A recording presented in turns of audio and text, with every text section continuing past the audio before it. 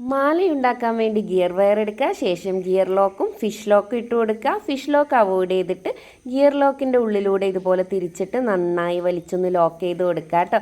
ശേഷം ഇതുപോലെ ബീഡും golden ബീഡും mix ചെയ്തിട്ട് കൊടുക്കുക. ഒരു 15-16 പീസ് ഇട്ടതിന് ശേഷം ഇതുപോലെ ഗിയർ ലോക്കും ഫിഷ് ലോക്കും ഇട്ട് കൊടുത്ത് തിരിച്ചിട്ടിട്ട് നന്നായി വലിച്ച് ലോക്ക് ചെയ്ത് കൊടുക്കുക കേട്ടോ. ഇതുപോലുള്ള പല കളേഴ്സ് ബീഡും നമ്മുടെ കയ്യിൽ അവൈലബിൾ ആണ്. വേണമെന്നുണ്ടെങ്കിൽ സ്ക്രീനിൽ കാണുന്ന നമ്പറിൽ ഒന്ന് കോൺടാക്ട് ചെയ്തോളൂ കേട്ടോ.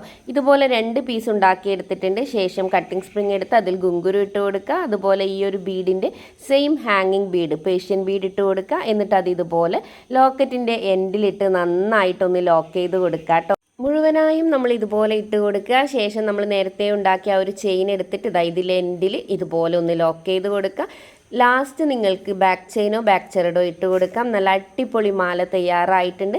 കമ്മലിൻ്റെ വീഡിയോ മുന്നേ പോസ്റ്റ് ചെയ്തിട്ടുണ്ട്. അപ്പോൾ നിങ്ങളൊന്ന് ട്രൈ ചെയ്ത് നോക്കുക കേട്ടോ.